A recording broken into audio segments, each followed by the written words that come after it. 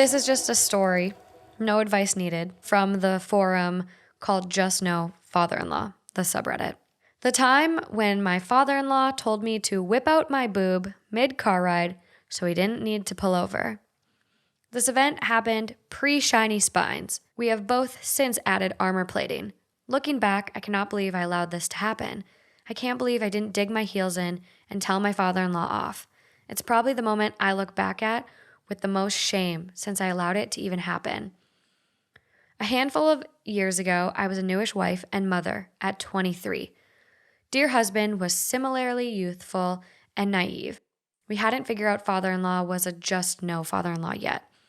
Hell, we basically hadn't figured out we were adults and a family in our own right yet.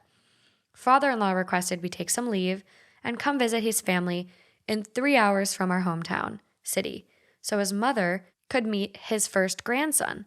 Father-in-law's mother was doing poorly. We agreed and took a train across the country to visit everyone. At the time, I was quiet, meek, intimidated by father-in-law, and still in that, oh my God, another human's life literally depends on me not screwing it up phase of motherhood. Son was only a few months old and exclusively breastfed. He was also one of those babies who nursed every 30 to 60 minutes, refused bottles, refused pacifiers. Not too big of a deal since I worked from home. I was tired, but we managed fine. Note, dear son was checked out by doctors. He was in the 50th percentile. He just liked to nurse frequently. I told father-in-law that for the drive down, we'd likely need to stop a few times so I could feed the baby. He said he understood. We all piled in the car, father-in-law driving, of course, and set off on a multi-hour drive. It only took about 30 minutes before doting son needs to eat. There I am, back of the car, fighting motion sickness because father-in-law isn't a smooth driver, and I can tell son wants to nurse. I speak up and tell the car, hey, we'll need to pull over soon. I need to feed the baby. Father-in-law replies, oh, you just fed him at the house. He can't be hungry yet. Just distract him. Current me looks back in shame at this because current me would never be stupid enough to get in the car he was driving in the first place, let alone allow my father-in-law to tell me about my baby's needs.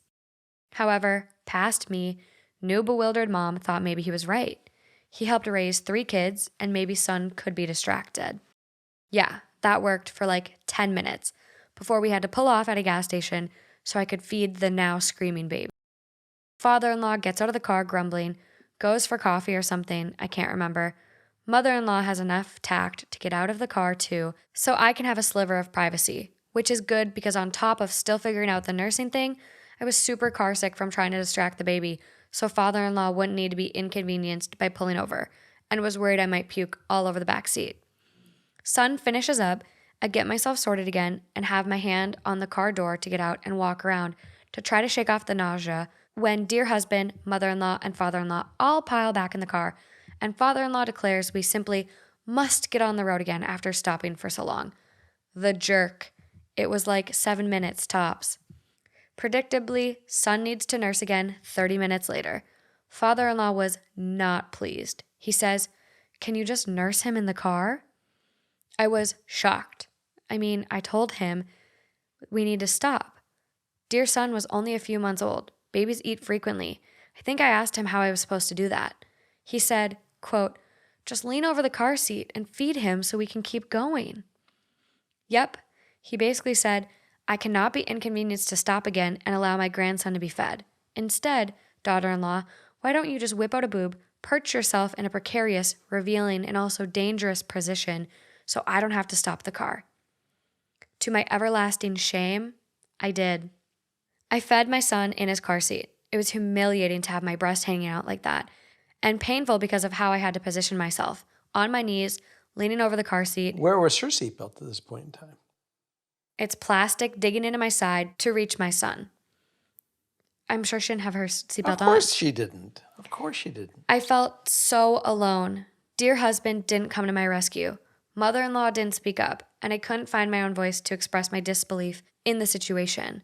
I had to do this multiple times during the trip there, so father-in-law didn't need to stop the damn car. 6 years later, this still makes me see red. Mostly because I allowed it to happen. In the scheme of things, it's such a small event, It seems almost silly to still be upset about it.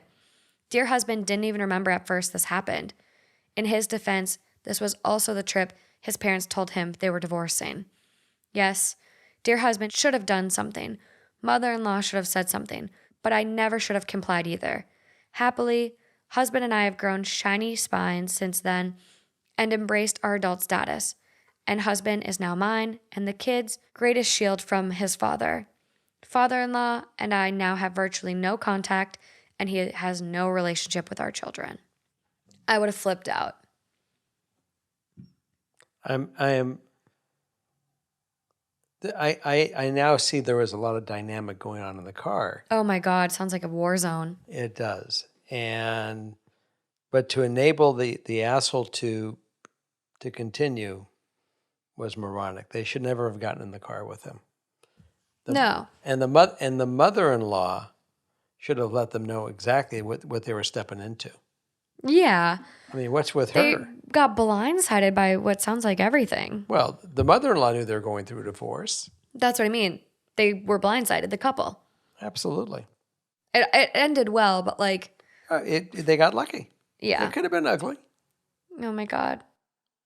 I think a lot of people do that too. Like, will like pop the baby out of the car seat quick on road trips, or I'm not sure if they do the frickin' dangle a boob tactic. I will say that she was a genius. She knew what she was stepping into. She said point blank, "We're going to have to stop every 30 minutes." I know.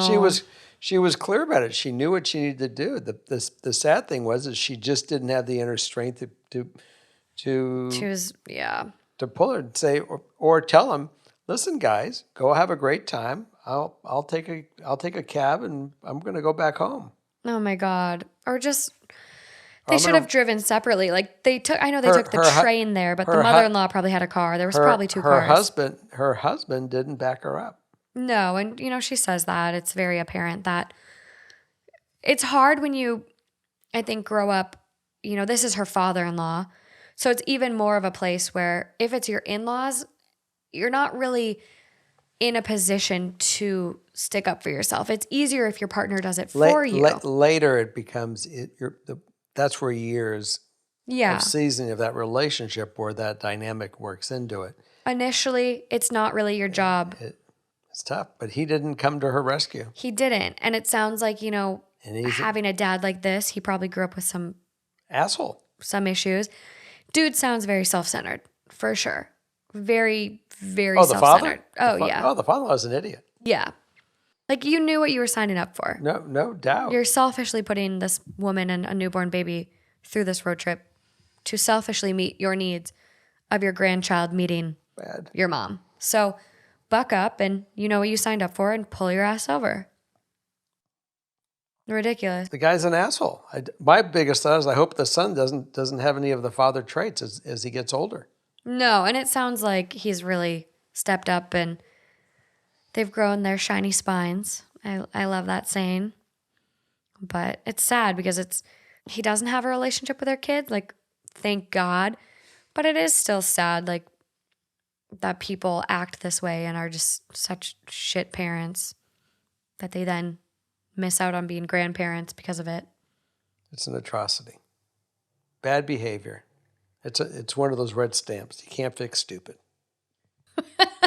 So top comment, that's messed up. I definitely did what I called dangling a boobie many times to feed my baby while my mom drove. My mom was actually weirded out by it and always offered to pull over, shaking her head. But for me, it seemed like too much of a waste of time to keep stopping and getting her in and out of her car seat. But that's my preference and comfort level. They go on to say a lot more, but OP just goes, I think the biggest thing for me was the being exposed bit. I never felt comfortable about father-in-law. The power dynamic be that he got to put me in a position where I had to be physically exposed because he had manipulated the situation. It just felt so grossly inappropriate. I was so disappointed in husband after this. Our first couple years of marriage, it was only his family we fought about. He has gotten miles and miles better about not letting them trample boundaries. Example, my mother-in-law and grandmother-in-law booked plane tickets for a visit before we told them the dates we were available. We had agreed to allow them to visit in general. Dear husband refused to allow them to stay with us as they planned, made them get a hotel, and refused to see them until the dates we chose to be available. Yeah, a lot of comments just from people sharing their experiences with in-laws. I cannot believe this man treated her like a cow. Like literally a cow with a little udder just getting milked.